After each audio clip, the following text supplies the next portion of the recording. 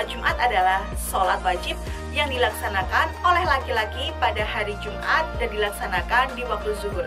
Sholat Jumat sendiri dilaksanakan 2 rakaat secara berjamaah di masjid dan didahului oleh 2 khutbah. Lalu bagaimana ya hukum sholat Jumat itu? Yuk kita simak salah satu ayat Al-Quran yang menjelaskan tentang sholat Jumat berikut ini ya adik-adik. Dalil Al-Quran mengenai perintah sholat Jumat terdapat dalam surah Al-Jumu'ah ayat 9 yang berbunyi sebagai berikut. A'udzu billahi minasyaitonir rajim. Bismillahirrahmanirrahim.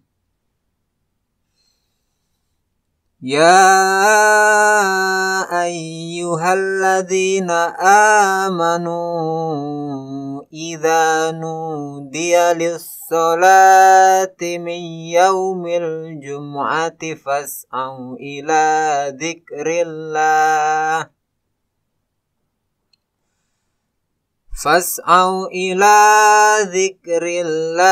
wa dharul bai'.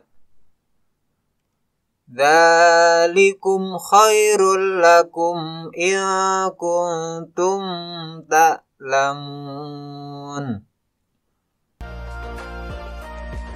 Artinya, wahai orang-orang yang beriman, apabila seruan untuk melaksanakan sholat pada hari Jumat telah dikumandangkan, segeralah mengingat Allah dan tinggalkanlah jual beli.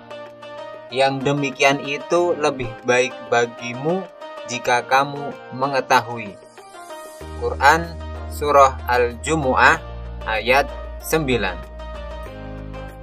Berdasarkan dalil tersebut, hukum melaksanakan sholat Jumat adalah fardu ain bagi laki-laki yang telah balik.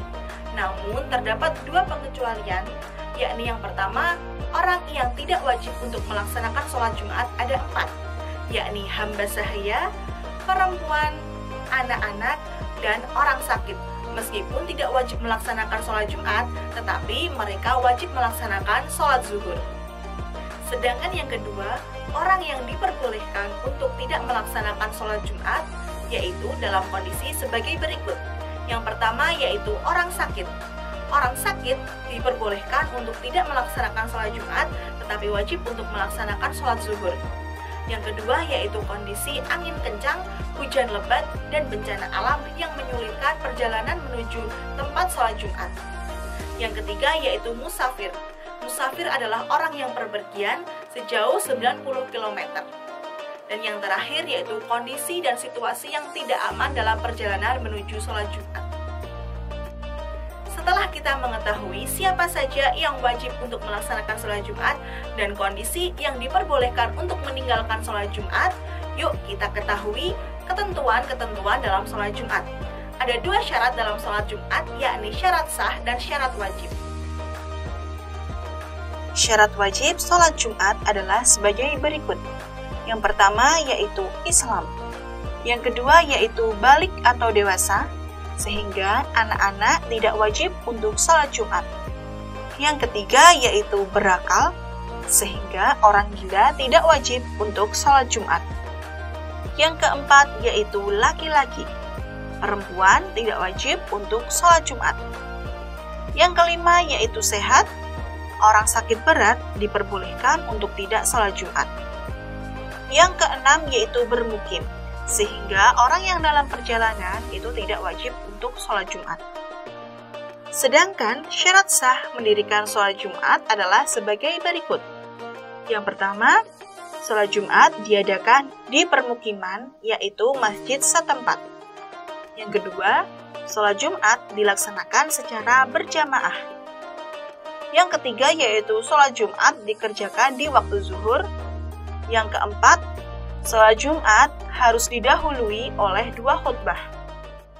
Tidak hanya sekedar sholat saja, sholat Jumat memiliki beberapa amalan sunnah yang bisa dikerjakan sebelum melaksanakan sholat Jumat.